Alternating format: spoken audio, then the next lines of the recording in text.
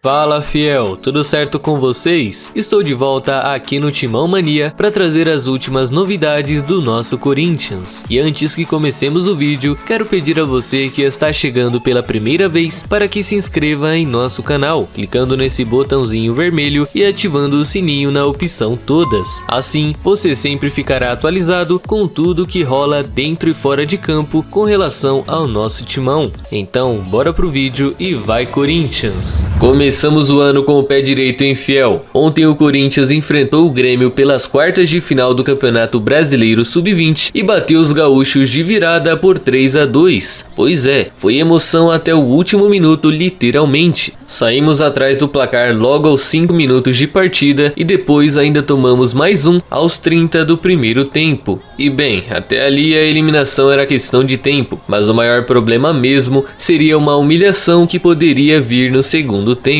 Mas não, a reação veio e o Corinthians foi o Corinthians de sempre que acredita até o final. E foi marcando até chegar no terceiro gol aos 44 minutos da segunda etapa. Um resultado perfeito que nos classificou no campeonato e nos assegurou na briga pelo Brasileirão Sub-20. Só lembrando ainda que o primeiro jogo foi 0-0, então qualquer empate ali levaria a uma decisão por pênaltis. Enfim, apesar dessa vitória, o time novamente fez uma partida até que bem ruim e jogou mais na base da emoção e da raça do que no esquema tático ou algo do tipo. Parecia mais um monte de gente correndo para todo lado, perdendo gols bobos novamente que por pouco não resultaram em uma eliminação. Mas tudo bem, até aí dá pra relevar porque eles conseguiram a vaga na semi e agora vão enfrentar o melhor time da fase classificatória, que no caso será o Atlético Mineiro no dia 7 de janeiro. Então é parada dura, mas é assim que a gente gosta. Se não for com emoção, então não é Corinthians.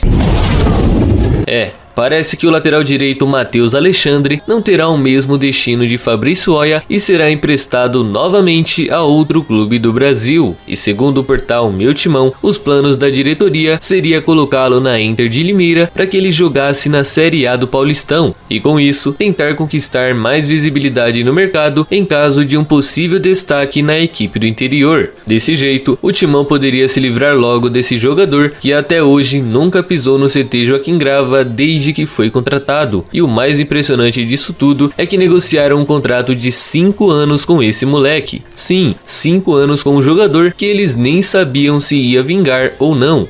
E aí, qual o sentido disso? Comprou 50% dele por R$800 mil só para ficar emprestando a Ponte Preta e depois pagando os salários. É brincadeira, viu? Sinceramente, não tem nem o que dizer sobre isso. Só o Corinthians mesmo para fazer umas coisas dessa, né, fiel?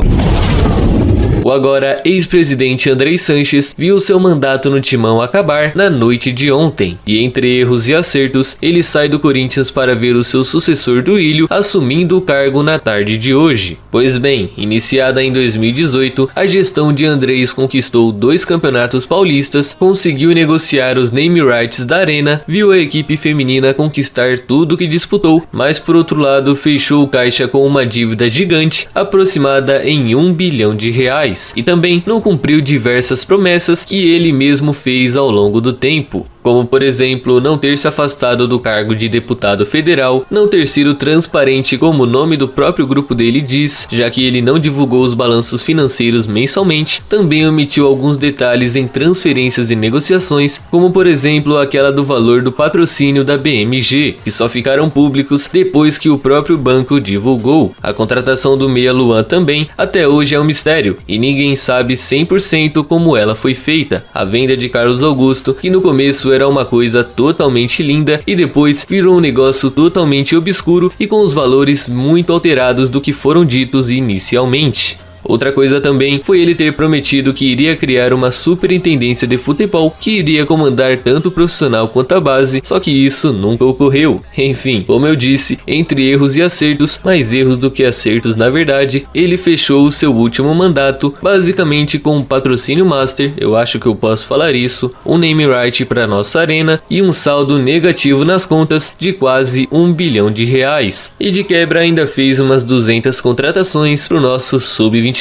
Que como a gente sabe não tá disputando nada nessa temporada. Então fiel, eu pergunto pra vocês, qual nota vocês dão pra esse mandato do Andrei Sanches que foi de 2018 a 2020? 10, um 3, talvez até um 0? Bom, se ele mesmo deu 7, então eu vou de 5. E vocês? Comentem aí. O sucesso de Davó no Corinthians durou pouco, e após uma ascensão enorme na partida contra o Inter, o jogador nunca mais foi visto, nem mesmo no banco de reservas. Mas isso tem uma explicação bem clara e eu vou contar para vocês, só ressaltando aqui que isso tudo é baseado nas informações de Rodrigo Vessone do portal Meu Timão. Pois bem, o último jogo do atacante foi diante do Grêmio na Neoquímica Arena, e bem, durante a partida, o jogador parecia não estar cumprindo sua função tática e por isso não conseguia desempenhar um bom futebol, coisa que irritou profundamente o Mancini, que lá do banco de reservas disse o seguinte: Davó, pelo amor de Deus, faz a da leitura tática do jogo. E bem, logo após isso, ele foi substituído pelo Bruno Mendes para preencher o buraco da expulsão de Marlon aos 34 minutos de partida, o que deixou o jovem muito irritado, mas mal sabia ele que o pior ainda estava por vir, já que nas partidas contra Coritiba e Fortaleza, ele até que ainda conseguiu descolar um banco de reservas, só que daí o tempo foi passando e nos treinos ele não agradou muito o Mancini, que preferiu optar pelo Léo Natel, e na partida contra o São Paulo, ele nem chegou a ser relacionado,